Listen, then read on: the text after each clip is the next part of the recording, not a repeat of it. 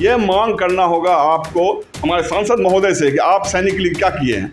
आपको ये मांग करना होगा हमारे विधायकों से, ये मांग करना होगा भारत सरकार से, ये मांग करना होगा बिहार सरकार से कि सैनिकों के लिए आप क्या कर रहे हैं। अपने सैनिक साथियों का नुमाइंदगी करके जो वहाँ जो एप्लीकेशन उनके आते हैं उनके प्रॉब्लम सहित, उसको रखता हूँ पटल पर और कहता हूँ सर, डीएम सर, एसपी साहब, अगर आप इनको हेल्प नहीं कीजिएगा तो कौन इनकी हेल्प करेगा। आपके भरोसे सरहद पर है, ये आपके भरोसे डिस्चार्ज लेके यहाँ समाज में आए हैं जीने के लिए, अगर इनको यहाँ सुरक्षा नहीं मिल रहा है इसकी गारंटी कौन देगा।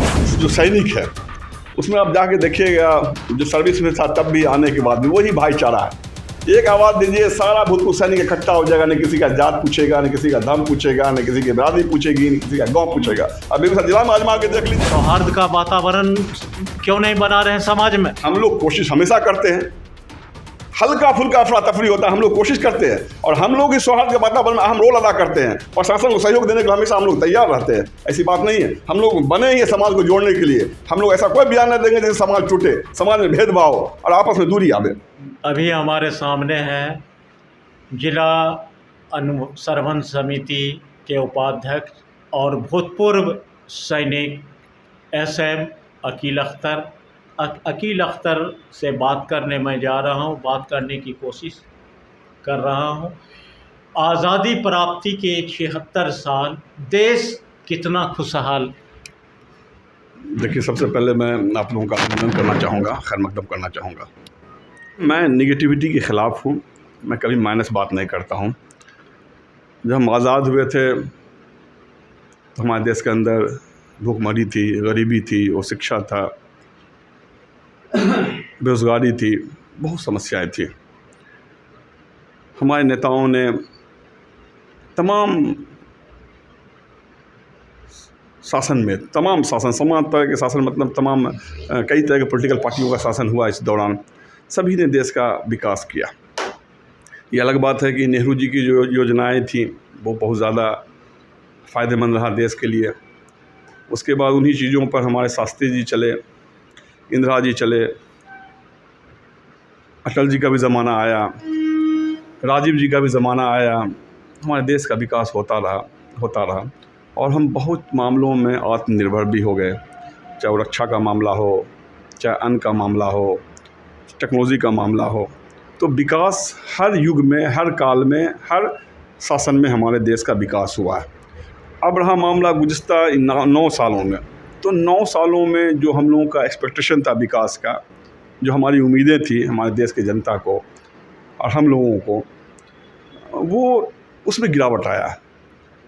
इसमें सबसे बड़ी वजह है कि समाज के अंदर थोड़ा सा हम नहीं मानते हैं कि बहुत भेद आया हिंदू मुसलमान में या अगड़ा पिछड़ा में, थोड़ा सा भेद आया। कुछ लोग सौहार्द को बिगाड़ने में, सामाजिक सद्भावनाओं को बिगाड़ने में। आप कह रहे हैं जो थोड़ा सा भेद आया। अभी मणिपुर में 3 महीने हो चुके हैं, जातीय दंगा, जातीय हिंसा से झलक रहा है, जल रहा है मणिपुर। देखिए, मणिपुर का मैं पहले भी बयान में भी खंडन किया हूँ कि जो मणिपुर में जो घटना है वो दुर्भाग्यपूर्ण घटना है। और हम लोग जो सैनिक बैकग्राउंड के लोग हैं, क्योंकि हम लोग आपस में भाईचारा की तरह रहे हैं, मोहब्बत से रहे। हम लोग का एक ही होता था। आपने कहा जो मणिपुर में अलग, क्या कारण है मणिपुर घटना का कि वहाँ जो जातीय हिंसा हो रही, इसका क्या वजह है? देखिए, मणिपुर के जो घटना है वो दुर्भाग्यपूर्ण घटना है। कोई भी समझदार व्यक्ति, कोई भी बुद्धिजीवी, कोई भी सही इंसान भारत का मणिपुर घटना का निंदा करेगा ही। निंदा है, क्या घटने का क्या कारण है जो ये संभल नहीं रहा है सरकार से? यह पॉलिटिकल है। इस बातों को लेकर हमारे आदरणीय नेता जनता दल यू के राष्ट्रीय अध्यक्ष ललन सिंह संसद में जो गरजे हैं, उनके एक तक़रीर को सुनिए, एक बात को सुनिए, तो आपको लगेगा कि मणिपुरी घटनाओं के ख़िलाफ़ हमारी पार्टी भी, हमारी सरकार भी बिहार की, और जो इंडिया जो आज एलाइड पार्टनर महागठबंधन है, इसका निंदा करता है और हम भी निंदा करते हैं। तो मणिपुर की जो घटनाएं हुई, ये घटना दुर्भाग्यपूर्ण घटना है। ये पॉलिटिकल फ़ायदे के लिए लोगों ने इस तरह के घटना को अंजाम दिया। इस तरह घटना मणिपुर ही नहीं, देश के किसी हिस्सों में नहीं होना चाहिए और ऐसा हिस्सा न हो, इसके लिए सरकार को। अभी हम आज़ादी की जश्न मनाने जा रहे हैं मणिपुर, अभी हरियाणा में हिंसा हुआ, कई जगह हो रहा है, क्यों ऐसा? देखिए, हमने कहा ना, कुछ लोग पॉलिटिकल गेन के लिए ऐसा कर रहे हैं, लेकिन इसको हिंदू मुस्लिम का लोग नारा देते हैं। लेकिन आप देखिएगा कि मुसलमान के फेवर बयान देने वाला जो लोग आते हैं, बढ़ कर हिस्सा लेते हैं, उसको भी सुनिए, तो हिंदू भाई हमारे होते हैं। हिंदुओं के फेवर में बयान देने वाले लोग होते हैं, मुसलमान होते हैं। ये लोग इतना कोशिश करते हैं कि समाज बटे और मुझे वोट का फ़ायदा हो, लेकिन ये सफल नहीं है। ये लोग असफल है। तो ये पॉलिटिकल गेन के लिए जो कर रहे हैं वो दुर्भाग्यपूर्ण है। इनको बचना चाहिए। देश बचेगा तभी आप शासन करेंगे। देश के अंदर अमन होगा तो देश के अंदर खुशहाली आएगा, देश के अंदर भाईचारा हो। तो इन पॉलिटिकल पार्टियों को जो समाज को बांटने की कोशिश करते हैं धर्म या जाति के नाम पर, उनको ऐसा करने से परहेज़ करने की ज़रूरत है। आप सेना में कितने साल रहे? मैं सेना में 17 साल का अरसा दिया। मुझे वहाँ से आए लगभग 18 साल से ज़्यादा का अरसा हो गया है। अग्निवीर योजना को आप किस रूप में देख रहे हैं? ये बेरोजगारों के लिए हक में है या सरकार ठगने का काम कर रही है? बेरोजगारी दूर करने के लिए बहुत सरकार के पास उपाय है। अग्निवीर देश के सुरक्षा से जुड़ा हुआ मामला है। जिस तरह से सेना में बहाली पहले हो रही थी, हम कहेंगे सरकार उसको जारी रखे। और अग्निवीर आप लिए हैं तो ठीक है, इसको चलाइए, लेकिन पहले बहाली के कॉस्ट पर नहीं। पहले जिस तरह से आपकी बहाली की प्रक्रिया थी उसी तरह बहाल करें।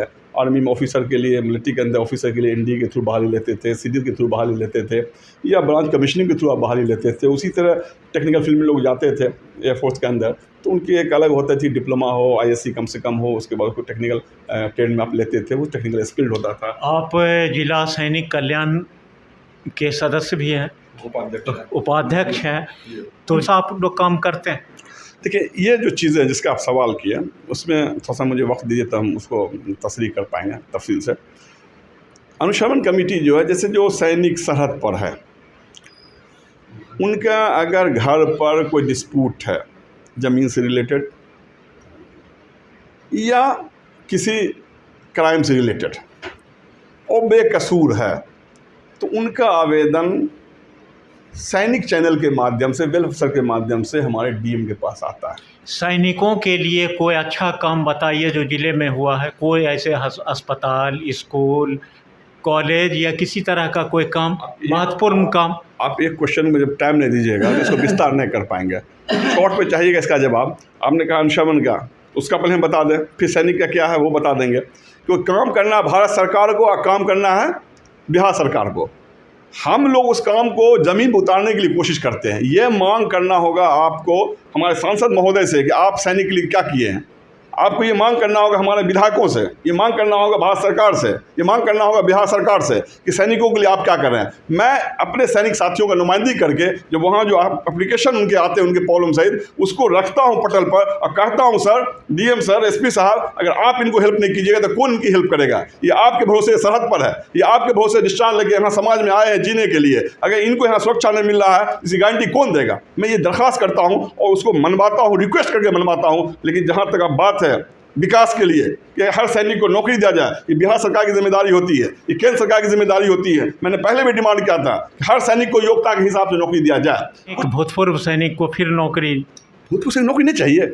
आप जवानी में डिस्चार्ज लेकर आता है जिसमें उसकी उम्र होती है 37 साल, 35 साल, 40 साल, उसकी पूरी उसके उस पर जिम्मेदारी होती है कि बच्चों की पढ़ाई है, बच्ची की शादी है, सारे मामला उसके सर पर आते हैं। तो जाहिर सी बात है, सिर्फ पेंशन से चाहिएगा वो पूरा हो जाए, नहीं हो सकता। उसकी जवानी बची हुई है, सरकार को रिसेटलमेंट के लिए कुछ योजना क्रमबद्ध चलाना चाहिए। आप क्रमबद्ध योजना नहीं चलाइएगा, तो इसलिए आप पूछा कीजिए सांसद से जाकर, गिरिराज बाबू से पूछिए कि बेगूसराय के आप सांसद रहे हैं, सैनिक से रिलेटेड कितने समस्याओं का आपने समाधान किया, कितने समस्याओं का निष्पादन किया। जितने 7 विधायक हमारे जिला के अंदर है, आप लोगों ने अपने प्रस्ताव को सांसद महोदय के साथ रखा? रखते हैं, मैं अगुवाई करता हूँ, हमेशा बात रखता हूँ। हमारे मुख्यमंत्री से भी बात होती है, कभी हुई है, हमने रखा है।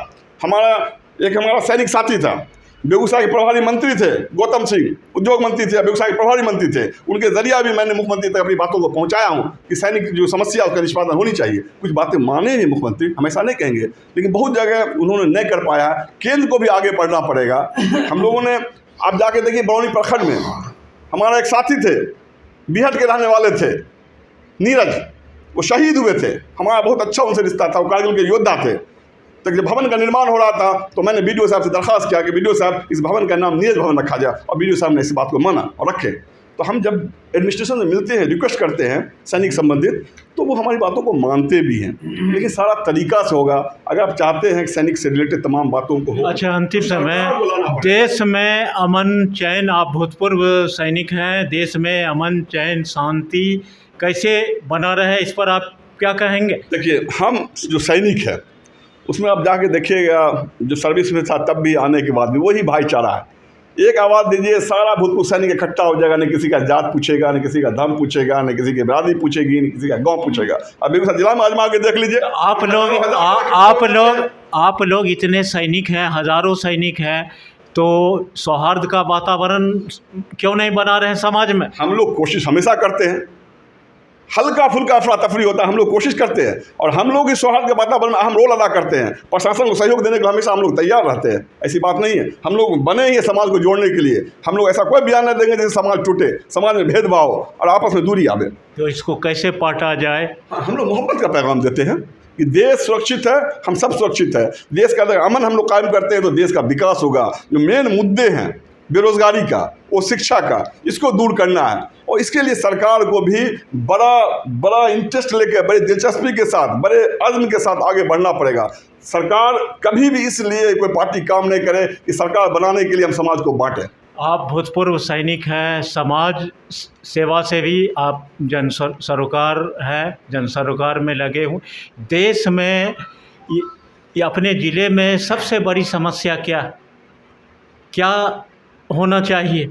देखिए, हम लोग स्टूडेंट का भी डिमांड था, हम बेगूसराय वालों का भी डिमांड था कि बेगूसराय के अंदर दिनकर जी के नाम पर जो हमारे राष्ट्रकवि थे, दिनकर विश्वविद्यालय कायम किया जाए, हमारा डिमांड था। अभी तक वो दिनकर विश्वविद्यालय कायम नहीं हुआ। हम लोग का डिमांड था कि बेगूसराय के अंदर जो बंद कॉलेज था आयुर्वेद का मेडिकल कॉलेज, उसको खोला जाए। नीतीश कुमार ने इस बात को माना, बेगूसराय की जनता को, उसको खोले। हम लोग का डिमांड था कि बेगूसराय के अंदर एक मेडिकल कॉलेज कायम किया जाए, जिसमें भी सरकार ने हम लोग की बात को मानी। वो भी कॉलेज आपका बहुत जल्द काम शुरू है, वो भी कॉलेज स्टार्ट होगा ही। इंजीनियरिंग कॉलेज जो बेगूसराय में पहले पॉलिटेक्निक था, बेगूसराय की जनता का डिमांड था कि बेगूसराय के अंदर इंजीनियरिंग कॉलेज हो। आप जाके देखिएगा तो आपको लगेगा कि बेगूसराय का जो रामधारी सिंह दिनकर इंजीनियरिंग कॉलेज है, एक बिहार का रिपोर्टेड इंजीनियरिंग कॉलेज है, उसका इंफ्रास्ट्रक्चर जाके देखिए। तो सरकार बहुत सारा काम किए हैं, लेकिन काम अभी भी बहुत कुछ करना है सरकार को। तो हम लोग जो जनप्रतिनिधि हमारे समाज के हैं, हमारे ज़िला के हैं, उनको आगे बढ़ के सरकार से बेगूसराय की भलाई के लिए, जो बेगूसराय के जनप्रतिनिधि है, वो बेगूसराय की भलाई के लिए काम उनको करना होगा। चाहे वो सांसद महोदय हो, चाहे वो राज्यसभा सांसद हों, लोकसभा सांसद हों, या विधायक हो, या जो जनप्रतिनिधि, उनको ईमानदारी के साथ, मुखिया को भी ईमानदारी के साथ अपने अपने पंचायत का विकास करना होगा। जब सब में तालमेल बैठेगा तो हमारा बेगूसराय एक सुंदर बेगूसराय होगा। जब बेगूसराय सुंदर होगा तो मेरा बिहार सुंदर होगा, और बिहार सुंदर होगा तो हमारा देश सुंदर होगा। इसी की हम कामना भी करते हैं, और इसी का हम डिमांड भी करते हैं तमाम नेताओं से भी, तमाम जनताओं से। अमन से रहिए, भाईचारे से रहिए, प्रेम से रहिए। ये 15 अगस्त जो हम मनाने जा रहे हैं, आज़ादी का जश्न, सभी को मुबारक हो। ये जश्न हमारा तभी सफल होगा जब आपस में हमारा भाईचारा कायम रहेगा, मोहब्बत कायम रहेगा। चलिए, हमसे बात करने के लिए बहुत बहुत धन्यवाद। अभी हमसे बात कर रहे थे SM अकील अख्तर, जो भूतपूर्व सैनिक हैं और जिला अनुसरवन कमेटी के उपाध्यक्ष भी हैं। इन्होंने अपनी बेबाकी से अपनी बात रखी। देखते रहिए बेगूसराय फ्रंटलाइन। मिलते हैं अगले वीडियो में। नमस्कार।